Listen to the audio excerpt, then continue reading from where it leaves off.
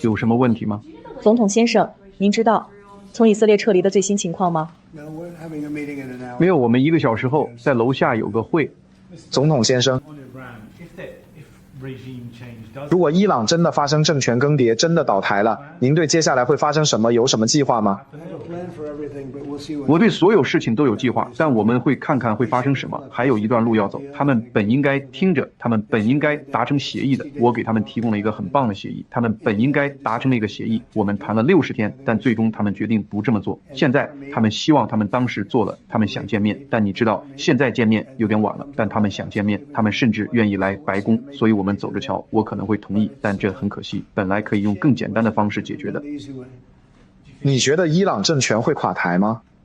当然，什么都可能发生，对吧？当然有可能发生。请讲。总统先生，参议院司法委员会正在举行听证会，调查在拜登领导下谁在真正掌控白宫，您认为是谁？我觉得是自动笔在管理白宫，在我之前我们就有个自动笔总统，我认为这是这个国家历史上最严重的丑闻之一，最大的丑闻之一。他没有做决定，他从来都不支持门户开放，让来自世界各地的人从监狱、帮派、毒贩等等涌入，精神不健全的人，他从来都不支持那样，他从来都不支持门户开放，而且我认为他从来都不支持跨性别者。或者男人参加女子运动，你知道吗？他从来都不支持那样。你们队里有没有女性？女人能加入你们的队伍吗？伙计们，告诉我你们怎么想？觉得女人能加入你们的队伍吗？经理们怎么想？我们也有个很棒的女队。是这样吗？是的。但女队应该和女队比赛，对吧？你知道，就是那些破事儿，你看他们讲话挺外交辞令的。在您就伊朗问题做决策时，显然和您之前寻求外交谈判时已经有所不同。现在您似乎对美国可能采取行动的想法持非常开放的态度。当然，您不会告诉我们，您能否和我们说说是什么促成了这种转变，以及您是如何走到现在这个决策阶段的？我觉得是从第1个晚上开始。你知道，第1天晚上是毁灭性的，真的把一方彻底击垮。你知道的，那是一个毁灭性的夜晚和白天，而且情况几乎一直如此。我一会儿要在战情室，或者有些人称之为情况室的地方开会，我们要开会看看情况。我们正处于这是一件可怕的事情，我不想看到它发生，我不想看到所有的死亡，这么多的死亡和破坏，但我最不想看到的是死亡。那是不是意味着你还没决定怎么做，还是说你已经决定了？我对于该怎么做有一些想法，但是我还没有做最后的决定。我喜欢在最后1秒钟再做最终决定，你知道的，因为情况会变的。我的意思是，尤其是在战争中，战争的情况瞬息万变，战争是非常糟糕的，根本没有理由打这场战争。俄乌之间也根本没有理由发生战争，很多战争都是没有理由的，你知道吗？看看上面，我不知道，我看到了独立宣言，然后我就在想，不知道你们有没有？你知道，南北战争在我看来，或许本来可以不用牺牲60多万人就能解决的，所以有很多看到这些真的让人感到难过，看到现在发生的事情真的让人感到难过。但即便如此，我想说，就赢得战争而言，以色列目前做得还不错。请说。总统先生，在今天与巴基斯坦陆军参谋长的会面中，您谈到伊朗了吗？有谈到这个吗？您能分享一些会面内容吗？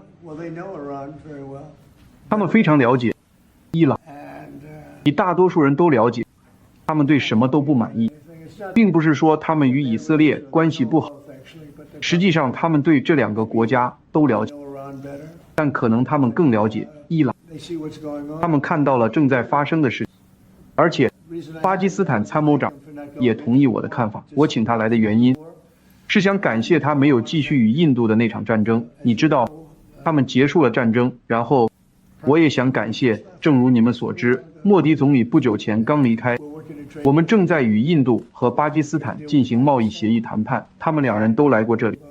几周前我已经和莫迪见过面，我们现在和他保持沟通，我对此感到非常高兴。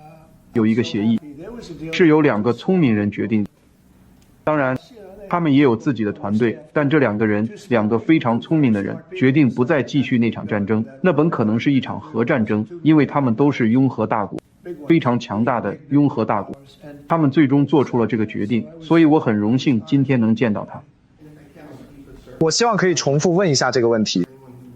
总统先生，关于来自某些国家的旅行禁令，对前来观看比赛的球迷是否有影响？或者说这根本不是一个问题？贾尼，请讲。没有，对我们来说，无论是现在的比赛还是未来的国际足联世俱杯，这都不是问题，一切都进行得很顺利。我们和主席，特别是和工作组的合作非常出色。关于明年的世俱杯，我们还有1年的时间来准备，而今年世俱杯的经验对我们来说具有历史意义。我想对所有美国人说，这是首次举办的世俱杯，而且是在美国举行。我们从这次世俱杯中学到的经验将会应用到明年。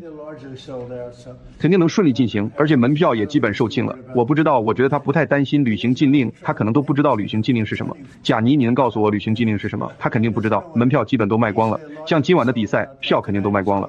我有朋友听说有这个会议，跟我说，你能给我弄几张票吗？我都不知道能不能弄到票，他肯定不会给我的。也许约翰会给我弄几张，我不知道，拜托了。总统先生，我可以问2个问题吗？一个关于伊朗，另一个关于国内事务。关于伊朗，对于那些不仅担心美国可能再次卷入中东冲突，而且担心国内可能发生报复行为的美国人，你有什么话想对他们说？是，我也不想卷入其中。但我已经说了20年了，可能更久，伊朗不能拥有核武器。我说了很久了。我认为他们当时离拥有核武器只有几周的时间了。他们本应该签署一份协议，我想他们现在后悔当时没签，那是个公平的协议。现在要签署就更难了。知道吗？时过境迁了，但你知道这非常我说得很明白，伊朗不能拥有核武器，那会造成太大的破坏，而且他们会用核武器的，你知道吗？我相信他们会用的，其他人可能不会用，但我相信他们会用。所以就是这样，就我而言，这很简单，他们不能拥有核武器。国内方面，密苏里州参议员乔什获利，本周成为一项将联邦最低工资提高到每小时15美元的法案的主要发起人。这件事引人注目，因为他是共和党人。仍然有20个州的最低工资是7.25美元。您是否支持这项立法或想法？我还没看到这个提案，我得和乔什谈。他是我很好的朋友，乔什这样做很有意思，我得好好考虑。有些人同意，有些人不同意。你知道，有些人说这会赶走生意，导致餐馆倒闭，很多事情发生，也有人同意。我得和乔什谈，他是个好人。关于达成伊朗协议的可能性，摧毁或拆除福尔多核浓缩中心是达成协议的先决条件吗？那是你的底线吗？不是，人们只是在谈论这个。我们是唯一有能力做到这一点的国家，但这并不意味着我一定会这么做。是的，我们拥有世界上最好的军事装备，你们在这场战斗中也看到了。我们有无法被探测到的飞机在空中飞行，你知道的，没有人能够看到它们。隐形战机，你们今晚想隐身吗？你们可以隐身，所以永远不会输，对吧？但是这些都是令人难以置信的飞机和武器，我们拥有世界上最好的武器，遥遥领先，没有其他国家可以和我们相比。而且我的意思是，有些国家会利用这一点，以色列就拥有令人难以置信的武器，所以我们看看会发生什么。我还没有，每个人都问过我这个问题，但我还没有做出决定。总统先生，您今天早些时候提到与内塔尼亚胡总理每天都有对话，这些对话在促使您更多参与方面对您产生了怎样的影响？他一直在游说美国更多的参与，这是否对您的观点或立场转变产生了一定的影响？我们有沟通，我希望所有事情都能得到解决。我更希望我们能达成一个协议，一个强有力的、可验证的协议。但很可惜，他们当时非常接近达成协议。伊朗当时非常接近签署一项对他们来说非常有利的协议。也许现在还有可能，我猜他们确实想来见我们，他们想在白宫见我，这是一个重要的表态，但现在时间已经很晚。这个表态是否足以让美国暂不介入？我们走着瞧吧。如果能尽快结束，那当然好。您有没有拒绝和他们会面？在您看来，他们来这里的大门仍然是敞开的吗？对他们问能不能来，我们会看看情况再说。他们要来也不是那么容易，他们出不来，你知道吧？他们人在伊朗，其中有一个特别想来，但是他出不来，因为到处都在轰炸。你有没有看塔克·卡尔森对参议员克鲁兹的采访？关于美国是否应该采取军事打击的争论，似乎正在分裂你的支持者。父亲，